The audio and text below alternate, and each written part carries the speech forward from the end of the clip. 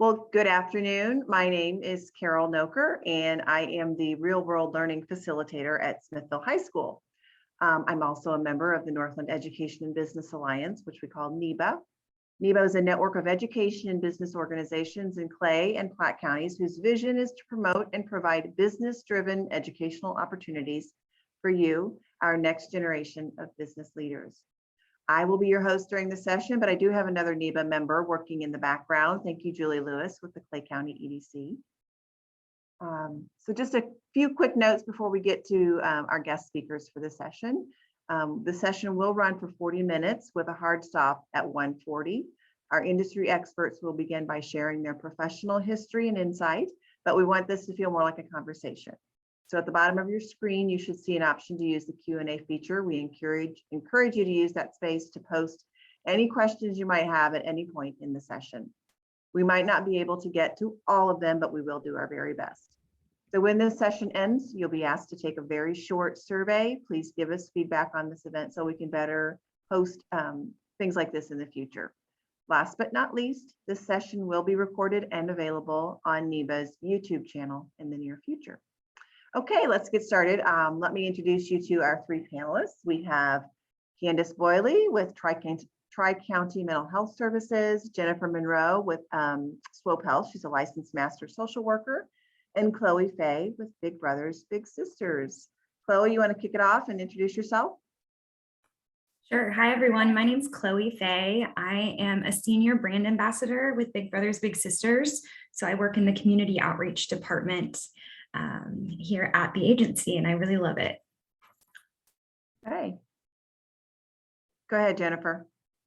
Hi, my name is Jennifer Monroe. I work at Swope Health, and I'm the Director of Adult Community Services, which is a program for people living with severe mental illness and substance use disorder in the community. And I am Candace Boily. I work for Tri-County Mental Health. We serve the Northland, so we serve Ray, Platte, and Clay County. And I'm the Director of Crisis and Open Access Services. So we really run anybody who's coming in through our front doors and kind of take care of everybody on the front line. Okay, so just real quick, if you want to kind of give it a little bit of professional history and insight into how you got to where you are now within the industry. Candace, if you want to go ahead and start. Yeah, I can start. So I started really when I decided I was going to go to college. I really thought my goal was going to be an attorney, but you cannot get your degree in that. So I decided that my bachelor's would be in psychology. I went and took the LSAT and went, this is not for me. And so I went on to get my GRE and went on to grad school. And I really fell in love with psychology and just systemic change in grad school. So I did my internship in Kansas City at MOXA, which is the Metropolitan Organization to Counter Sexual Assault. And that's really where I started my journey on understanding trauma-informed care. And that's really my passion throughout kind of the field of mental health, is just educating and teaching at a higher level about trauma-informed care within organizations. And so I was a therapist for about 10 years. I started in the realm of working as an in-home therapist for the state of Missouri for the children's division. So I went in-home and I did that for about 3.5 years. And then I came over to Tri-County, and I've moved up 4 different times in Tri-County. So I've been at Tri-County for almost 8 years now. And I started as an intake clinician, and I really just started at a level where I was diagnosing people, had a very small therapy caseload. I did that for about 2 years. And then I was asked to develop a program for integrative health at our health departments. And so I developed a program where we started having mental health services within the health departments up here in the Northland. And we now have those integrative therapists in both our Clay County and our Platte County Health Department. And I did that for about 2.5 years. And then I wanted to move up into management, and the position of crisis manager came available. And so I applied and got that job, and I was the crisis manager for almost 3 years when it would be 3 years in a month. But in December, our director of crisis left the agency. And so I also had the opportunity again to move up. So I've been the director of crisis and open access services just now for a little over 2 months. So not very long, but I really enjoy it. I love being at this level. This is really where I wanted to move up to. I have found such a great ability and opportunity here at Tri-County to just really pursue all different areas of mental health and kind of really be where I wanted to with systemic change and kind of that leadership of trauma-informed care. Fantastic. You really blazed a trail quickly. Yeah. Nice job. Chloe, you want to tell us about your professional history? Sure. So I would say my professional career started in college. I went to Northwest Missouri State and studied public relations. And during my time there, I had a summer internship at a nonprofit at Starlight Theater. I worked in the development department.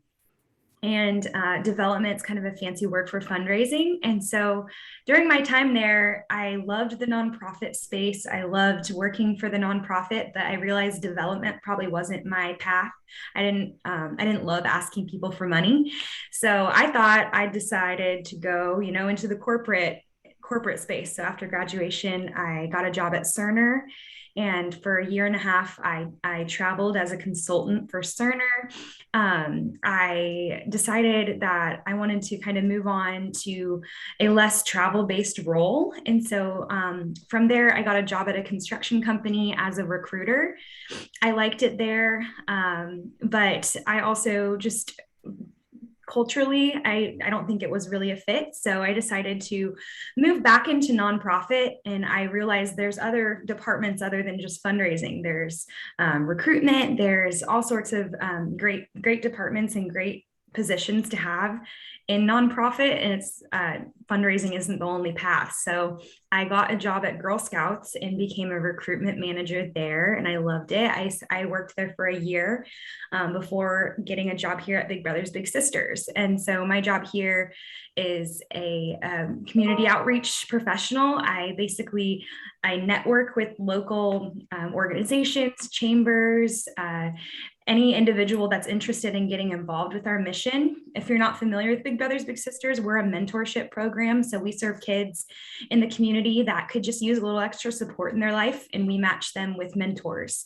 So I'm really passionate about the mission. I'm a mentor myself, and I have a little sister in the program. So I'm super passionate about the work I do. And I'm always an advocate, you can get involved in a nonprofit career, and it doesn't have to be fundraising. It doesn't have to be asking people for money all the time. There's lots of different ways to find success in nonprofit careers. So I love my job. I was just promoted. I've been here 2 years. And so now I'm a manager, and I love it a lot. I can hear the passion in your voice and when you talk about it. That's awesome to hear. Thank you. Jennifer, what about you? So I got my bachelor's degree in child and family studies from Northwest Missouri State University a long, long time ago. And my desire was to work with children. I thought that was the path that I was going to take. I worked with kids in a community mental health center similar to the one that I'm in now at Pathways, which was in Belton, Missouri, as a case manager working with youth. And I did that job for about 7 months and realized that working with kids was not for me, not because I don't love kids, but because there are a lot of other dynamics that are involved, including parents. And so instead of having one person I was working with, I had sometimes 3, 4, 5. And so I got a position working at an inpatient substance use treatment program downtown in Kansas City with men coming out of incarceration. And so that was a big shift. I'm from a small town in rural Missouri, and I went to Northwest, which is a little bit bigger. And then I moved down here. And so I went from working in Belton to working at 15th and Campbell with men coming out of prison. So that was a big shift for me, but I actually probably the best career move I could have made because I learned more about how to get around the city because I had to drive a passenger van to take them to like apply for jobs and different things. So I learned all the streets and how to get around. I learned all the agencies and what resources they provided and how to access this, that. I also learned a lot of cultural competence because I was working in a very diverse setting and where I was actually a minority. And I think that that taught me a lot about understanding different cultures and different ethnicities that are different from my own. So I was there for all through my graduate degree. I got my master's in social work in 2005. And I left there shortly after and worked in a homeless shelter setting as a program director, back with youth, but with adjudicated youth.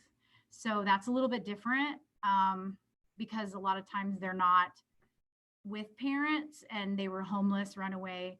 And so that was more like an adult, really. And I was there, then wanted to continue my role as a leader in the social work sector. And so I left and worked for United Services Community Action for about 3.5 years as a program manager for homeless families and families experiencing income like crisis.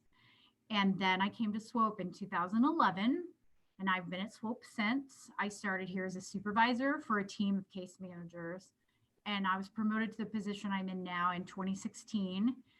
And I think that what I love about SWOPE is I believe in the mission here, and I believe in what we do. And that makes me want to come to work every day, or I get to come to work. And the whole time I've been here, I've never looked for a job anywhere else. And that's the first time that's ever happened in my career where I didn't look, just to see what was out there. And I have no idea because I don't care. So anyway, that's me in a nutshell. I want to stay here, so I don't want to go. But how you kind of are let me go check.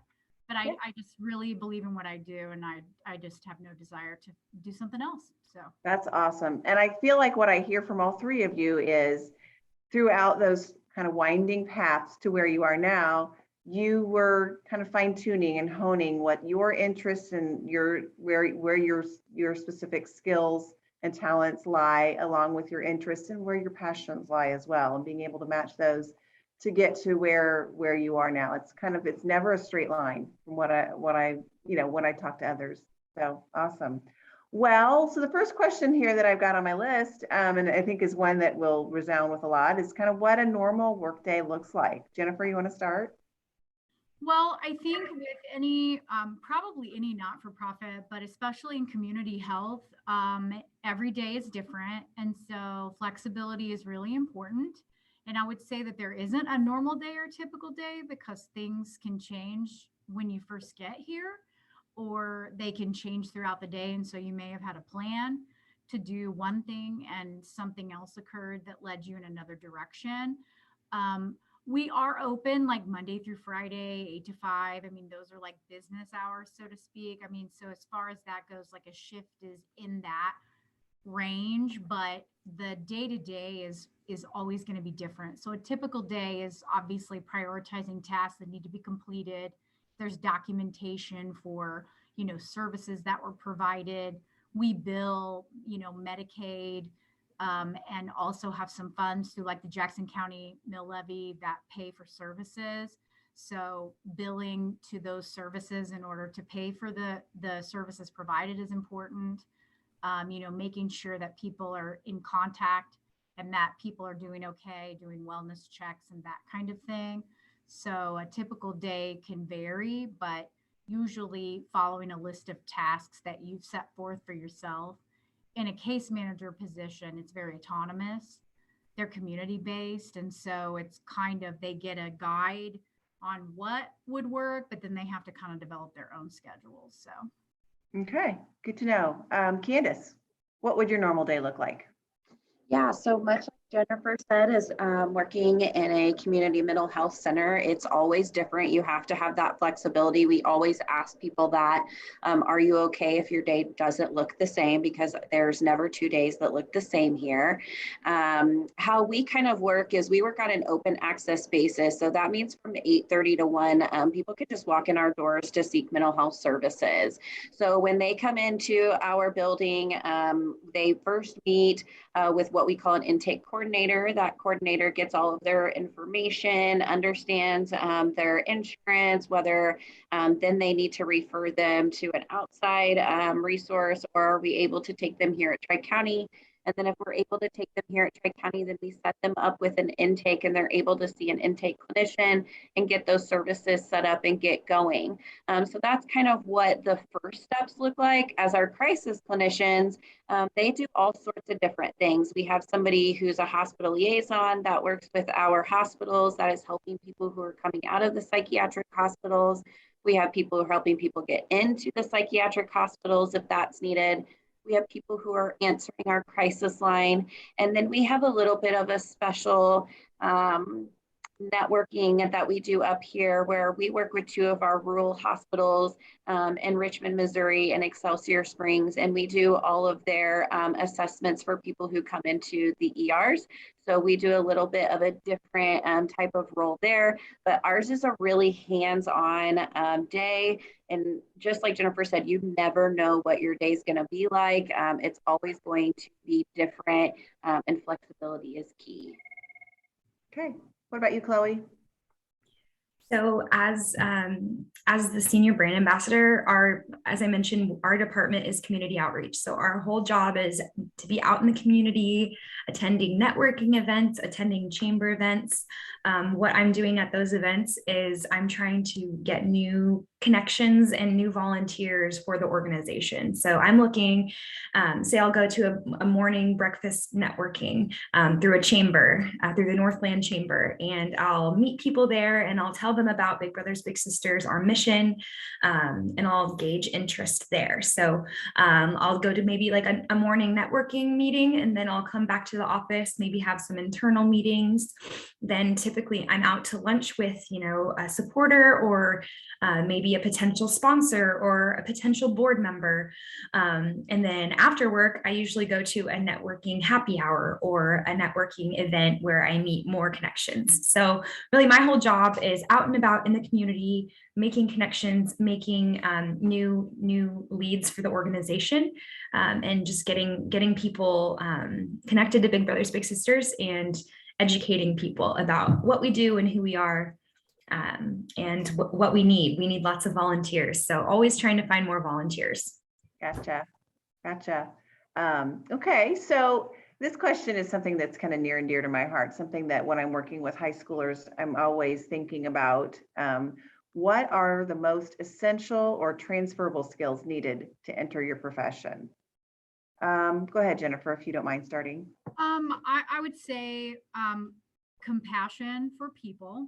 So you have to be willing to meet people where they are. And when you say that, anyone can do that. Like if someone's upset or frustrated, like being able to listen empathetically and try to help them problem solve to resolve whatever it is that's causing them to be upset.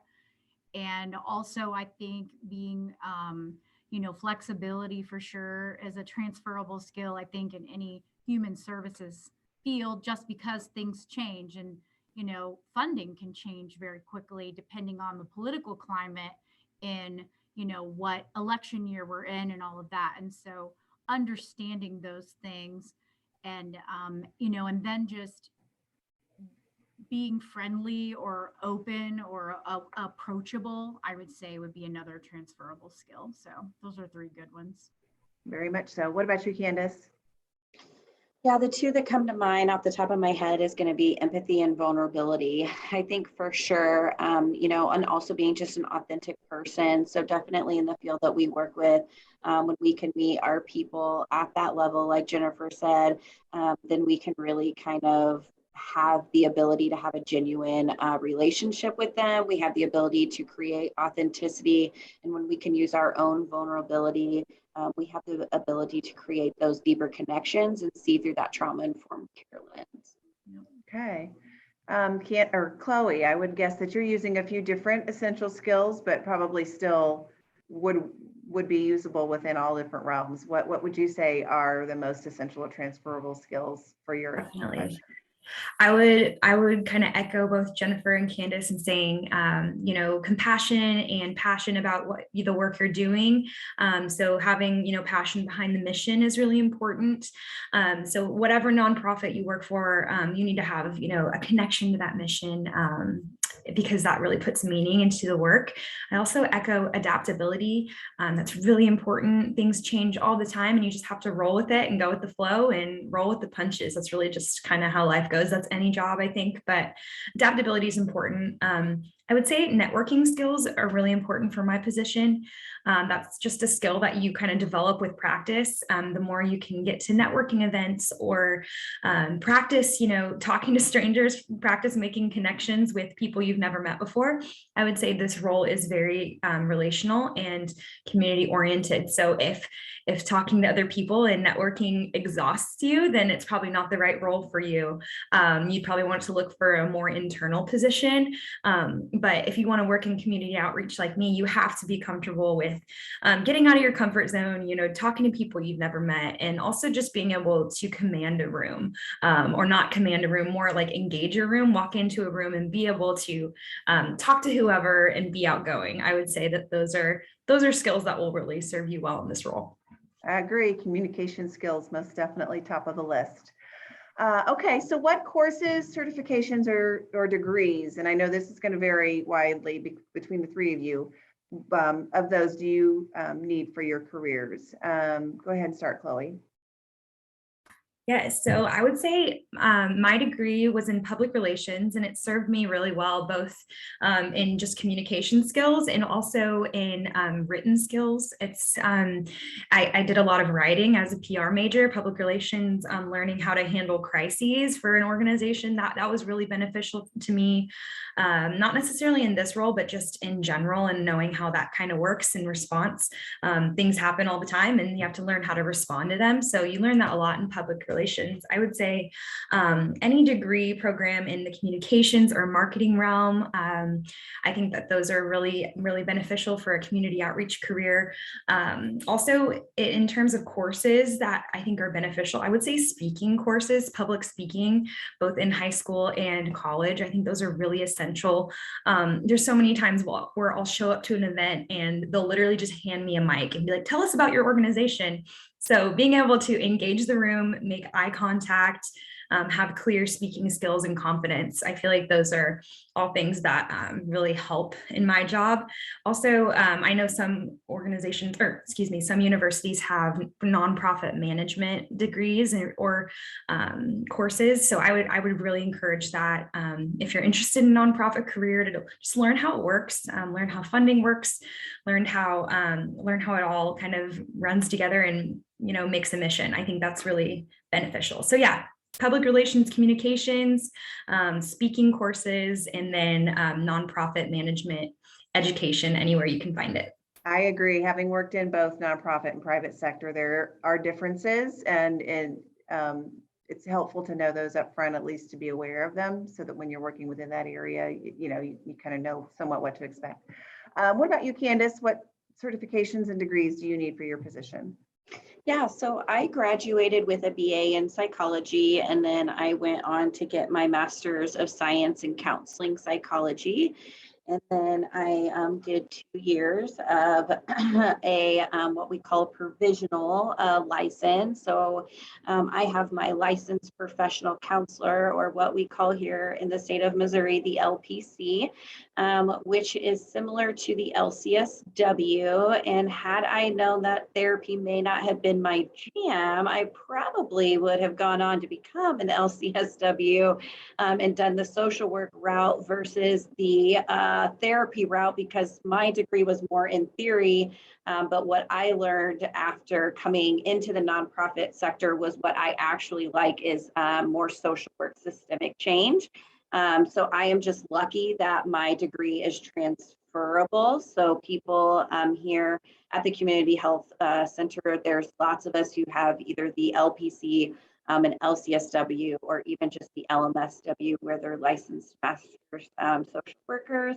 And then we also have a mix of the LMFTs as well, which is licensed marriage and family therapists. So several different kind of degrees that you can get to kind of do the work that we do on the clinical side. And then of course, there's lots of people who work with us who do non-clinical skills as well, or who moved from the clinical side to our non-clinical side, or like our quality department and those types of things. So, but that's the degrees that I have. And then I also have several certificates as you move up in the therapy world. You know, you can do certificates in different therapies. I have a certificate in trauma-focused cognitive behavioral therapy, and then a couple of other just different certificates for different therapy.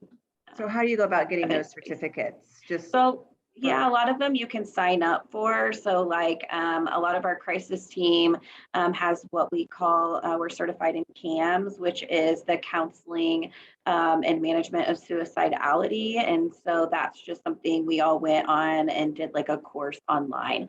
So I just encourage people, like if you're interested in a certain piece, like we have people here who are play therapists, we have people who are interested in EMDR therapy or DBT, which is dialectical behavior therapy, just different courses they can go on and get different certificates as you move up. okay, awesome. Jennifer, you have anything to add to that?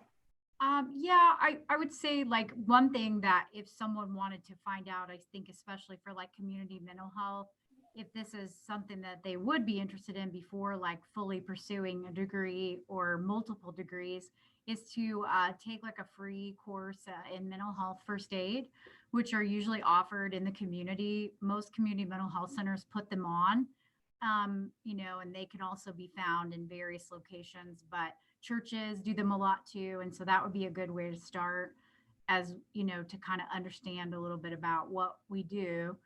And then of course, like depending on what your side, you want to do clinical work or non-clinical or like a leadership role, it kind of depends on the track you want to take. But I think that, you know, usually a bachelor's degree or a master's degree for like a leadership position, depending on what department it's in.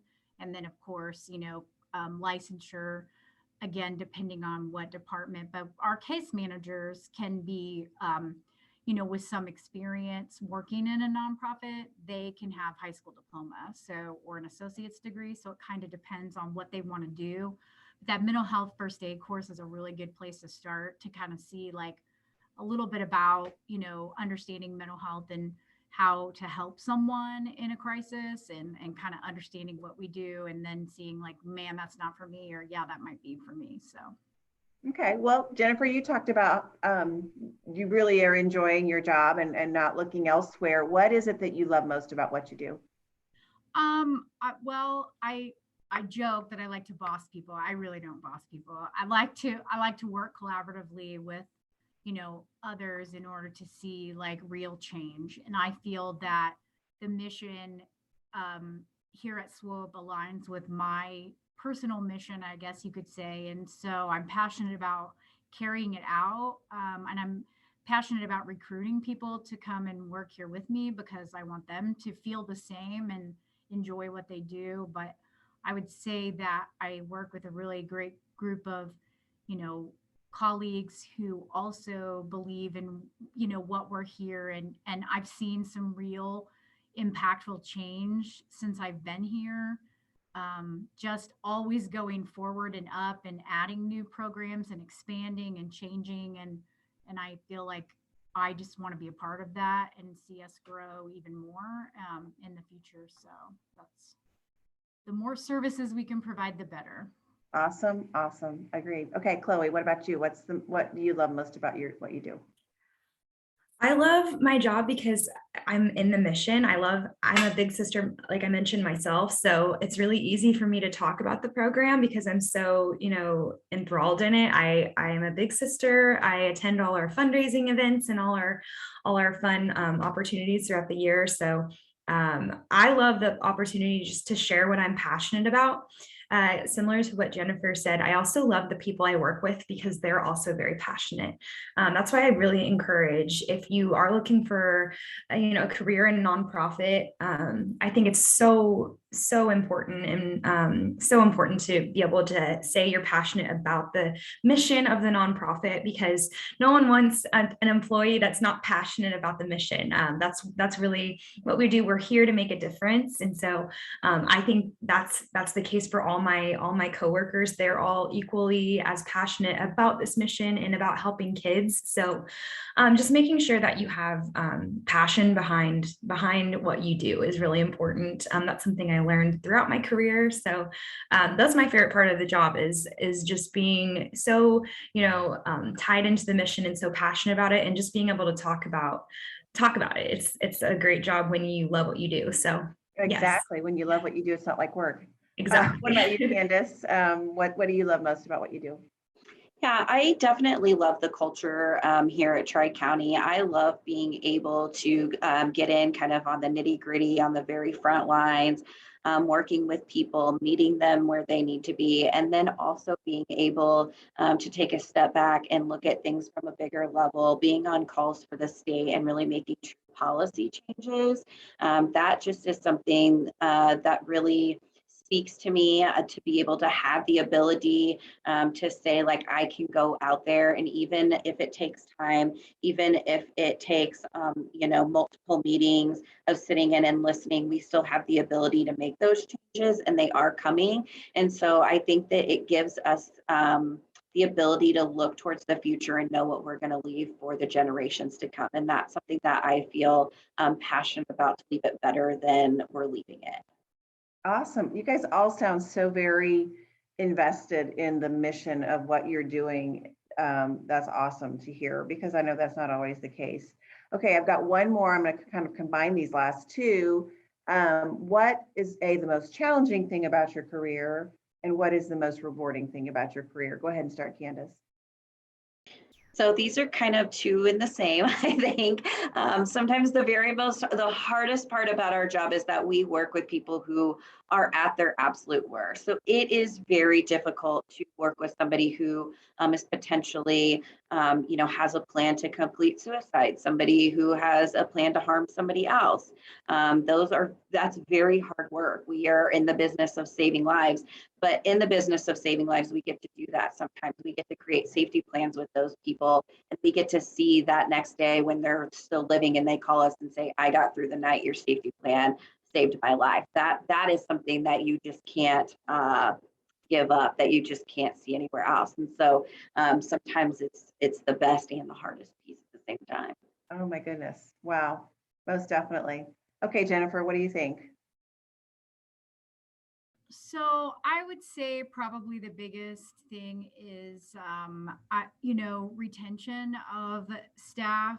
And I think that because it is a high risk, it's hard work. And some people, even when they are mission driven, they might not see a growth opportunity immediately. And because, it might be down the road, they may leave to go to another organization because we didn't have a spot for them to maybe grow in as a manager or something like that. And so, that's the hard part, is losing people that we really don't want to, but circumstances be what they may. And then I think also just, like what Candace said, like the population that we work with. I mean, when I was doing counseling in the substance use program, and when I've worked other places, I mean, I've lost a lot of people that, for what various reasons, passed, and a lot of times untimely. And I think that can be really hard. A lot of people experience what they call compassion fatigue, which is where, we care and care and care so much, and it causes burnout. And so just being able to provide, your own self-care, and understanding that we can't, save everyone. It is that kind of complex of, like, I really want to do it all the time, and being able to step back and say, I'm going to do what I can, because that's better than nothing, and kind of go from there. So. Okay, wow. What you do is so important, both of you.